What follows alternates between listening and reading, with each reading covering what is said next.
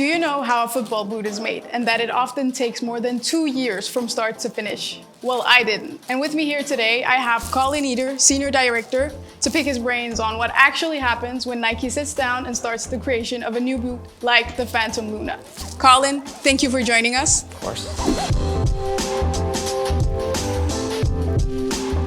So, firstly, I want to ask, when did you start creating the Phantom Luna, and what are the first steps in creating a boot? I think you mentioned it. It was over 2 years in the making, actually maybe closer to 3.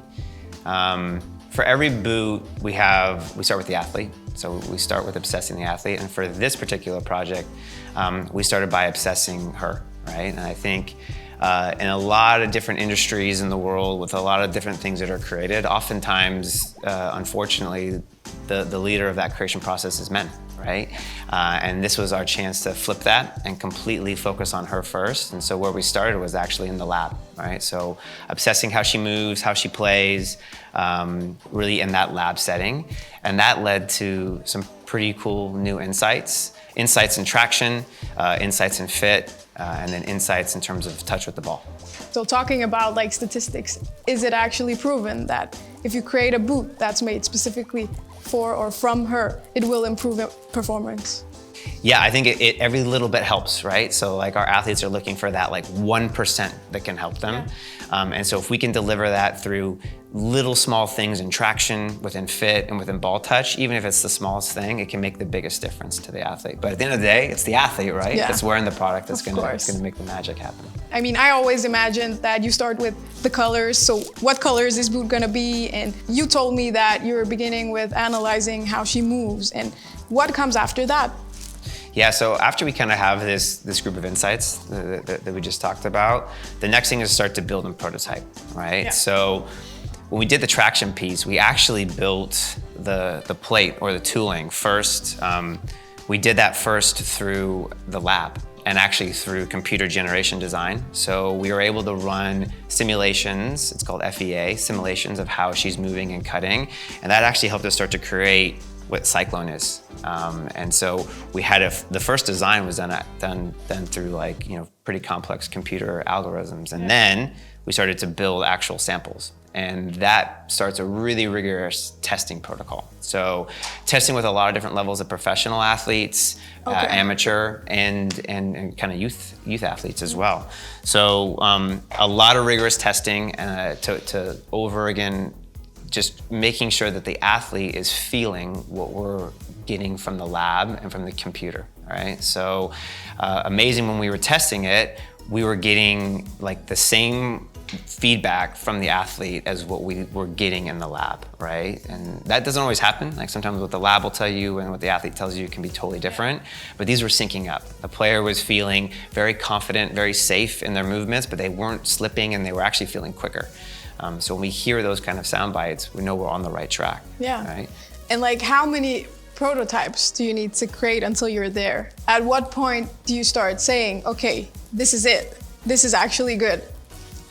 It depends on the project. So every boot's a little bit different.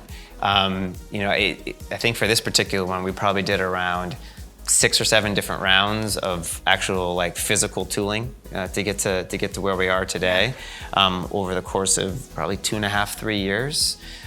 It takes a lot. You want to make sure when you actually are going to do one of these that you really do it well and really make sure that you're getting all the right details and all the right heights of the studs. So that probably was the most iterations, and then on the upper was probably around maybe like 5 or 6 iterations. Yeah. Again, a complex material and a complex upper. You want to make sure every boot that you're making better than the last prototype is improving from what the athlete was telling you, right? So that you're improving fit, you're improving touch, you're improving traction, right? Because then you're going to ask the athlete to try it again. So, I mean, if I was an athlete and you kept bringing me a boot and I would just like keep saying, okay, this is good, this is better, this is better. When do you say stop? Well, usually when the time runs out, when we know when we have our deadline to kind of make the product, but usually we do a really good job of making sure that we built in like the right amount of years that we need to have to test the product and how many different rounds of testing we need to do. So the team does an amazing job of mapping that out from the beginning of the process. If we know, for example, we want to deliver this boot for Women's World Cup, kind of work back from that and understand, all right, these are the different rounds of testing that we need to have. And here's kind of the progress we should be making along the way. What's your favorite part, in creating boots? I'd say the combination of performance and style. So a lot of what we just talked about is a lot of the performance side of things, and you need to get that right for the athlete, but the boots have to look cool.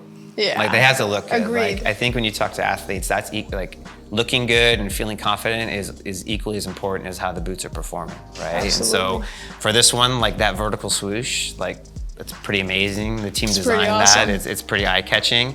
And then it's just a really clean, looking shoe. And that was kind of the insight led through her was just, she wants to feel like very clean and polished and like empowered. And so this is exactly what that boot embodies. Yeah, so that performance and style are the two most important things.